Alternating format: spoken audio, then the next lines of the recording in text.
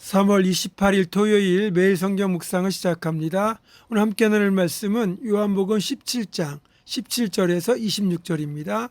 요한복음 17장 17절에서 26절의 말씀을 제가 봉독합니다. 그들을 진리로 거룩하게 하옵소서. 아버지의 말씀은 진리니이다. 아버지께서 나를 세상에 보내신 것 같이 나도 그들을 세상에 보내었고 또 그들을 위하여 내가 나를 거룩하게 하오니 이는 그들도 진리로 거룩함을 얻게 하려 함이니이다. 내가 비옵는 것은 이 사람들만 위함이 아니요 또 그들의 말로 말미암아 나를 믿는 사람들도 위함이니 아버지여 아버지께서 내 안에 내가 아버지 안에 있는 것 같이 그들도 다 하나가 되어 우리 안에 있게 하사 세상으로 아버지께서 나를 보내신 것을 믿게 하옵소서.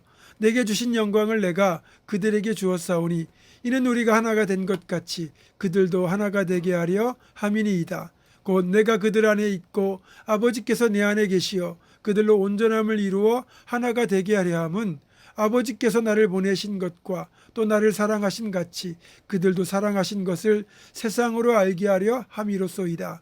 아버지여 내게 주신 자도 나 있는 곳에 나와 함께 있어 아버지께서 창세전부터 나를 사랑하심으로 내게 주신 나의 영광을 그들로 보게 하시기를 원하옵나이다.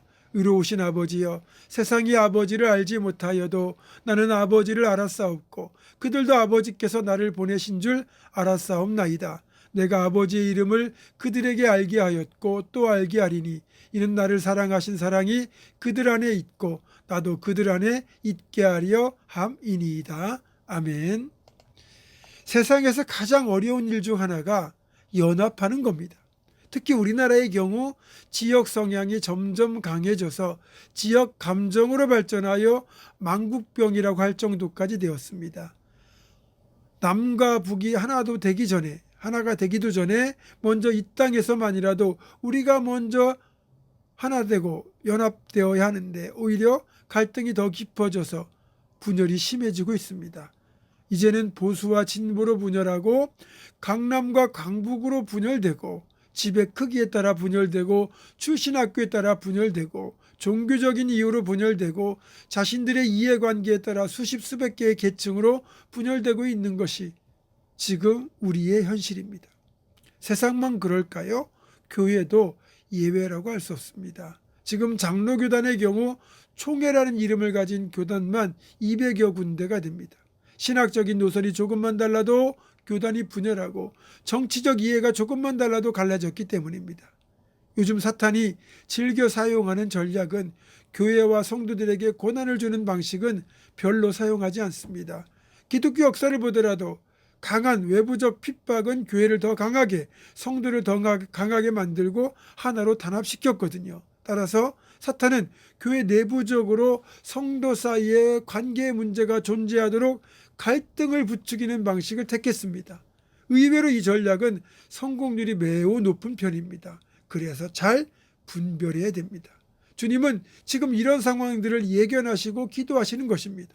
오늘 본문에서도 주님은 아버지여 아버지께서 내 안에 내가 아버지 안에 있는 것 같이 그들도 다 하나가 되어 우리 안에 있게 하사라고 기도하시는 장면에서 우리로 하여금 예수님과 하나님의 연합처럼 또 하나님과 연합, 성도 간의 온전한 연합을 원하시는 주님의 마음을 확인할 수 있습니다.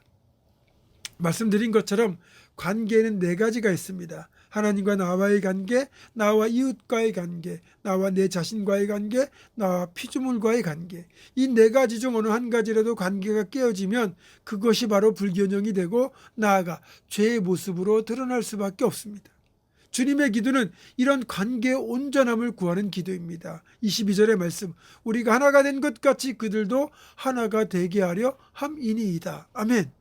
많은 성도가 하나님과의 연합, 하나됨에는 그 중요성을 잘 알고 노력하고 애쓰지만 하나됨의 또 다른 축인 성도들과의 연합, 하나됨은 그다지 중요하게 생각하지 않는 경향이 있습니다.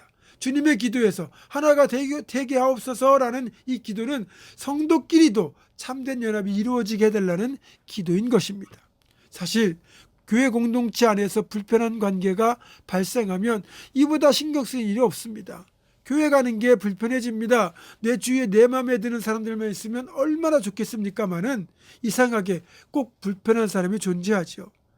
이런 상황을 극복하고 하나가 되는 비결은 오직 말씀으로 돌아가는 수밖에 없습니다. 갈등하고 있든지 아니면 분열되어 있든지 성도라고 한다면 말씀을 통해 하나가 되라고 하시는 하나님의 명령을 순종할 수밖에 없을 것입니다. 십자가를 진다는 건 마음에 들지 않는 사람도 기꺼이 품어낸다는 뜻입니다. 내 마음에 드는 사람만 사랑하는 게 아니라 내 마음에 들지 않아도 사랑하고 품어내는 것이 우리가 져야 될 십자가입니다. 이제 이 17장의 기도가 끝나면 주님은 곧 체포되어 십자가에 달리시게 될 겁니다. 곧 이어질 자기의 고통의 시간보다 자신이 떠난 뒤에 남겨질 사랑하는 제자들을 위하여 정말 땀방울이 핏방울처럼 되기까지 기도하시는 주님의 마지막 중보기도는 주님과 제자들과 영원한 연합을 위한 간구로 그 끝을 맺습니다. 26절입니다. 내가 아버지의 이름을 알게 하였고 또 알게 하리니 나를 사랑하신 그 사랑이 그들 안에 있고 나도 그들 안에 있게 하려 함이라. 아멘. 이제는 사랑의 연합을 통해 영으로 우리와 함께 거하시겠다는 말씀입니다. 하나님을 섬기는 우리 모두에게는 각자 하나씩 성전이 있습니다. 우리 몸이 성전이고 이 성전이 바로 주님이 거하시는 공간이며 주님이 영으로 거하시는 공간인 것입니다. 이 성전에 주님을 모시면 영원히 주님과 하나가 되어 떨어지지 않는 사랑의 연합이 주님과 우리 사이에 일어납니다. 그래서 우리가 가는 곳마다 주님을 통한 역사가 일어나죠. 사랑이 회복되고 섬김이 회복되고 기쁨과 평안이 회복됩니다. 이미 요한복음 13장 1절에서 예수께서 자기가 세상을 떠나 아버지께로 돌아가실 때가 이른 줄 아시고 세상에 있는 자기 사람들을 사랑하실 때 끝까지 사랑하시니라 라고 말씀하신 것처럼 너무나 쉽게 변해버린 우리의 사랑과는 달리 우리 주님의 사랑은 끝까지 변함없는 온전한 사랑입니다. 혹시 우리는 주님 손을 놓을지 몰라도 결코 주님은 우리를 잡은 손을 놓지 않으십니다. 그래서 주님과 우리의 연합은 영원한 것입니다. 정말 사랑하는 사이에서는 잡은 손을 놓지 않고 싶잖아요. 그래서 주님은 우리를 사랑하시기에 우리의 손을 절대 놓지 않으십니다. 그래서 그리스도가 우리 안에 거하시면 우리가 하나가 되는 것, 사랑하는 건 지극히 당연한 일이 됩니다. 그리고 주님과 하나가 되었기에 우리에게 외로움은 존재하지 않습니다. 또 주님, 우리 안에 계신 주님이 우리 삶을 인도하시고 주관하시도록 내 삶을 내어 맡기며 그분을 기쁘시게 하기 위한 거룩한 삶을 살아나가야 하는 겁니다. 이렇게 우리의 성전 안에 거하시는 주님은 우리가 죄를 짓고 실패할 때마다 가슴 아파하십니다. 이번 사순절과 고난주간 정말 온전히 절제되고 구별된 삶을 살아냄으로써 주님께서 드렸던 이 마지막 고별 기도가 우리의 삶을 통해 아름답게 열매 맺도록 우리 삶을 드리는 우리가 되기를 주님의 이름으로 축원합니다. 기도하겠습니다.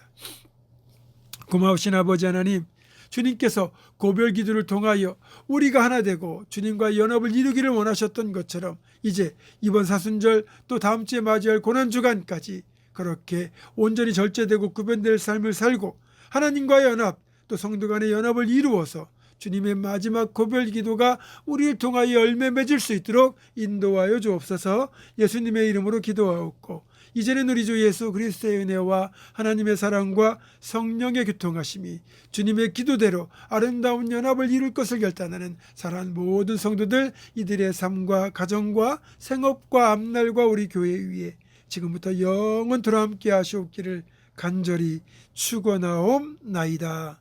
아멘.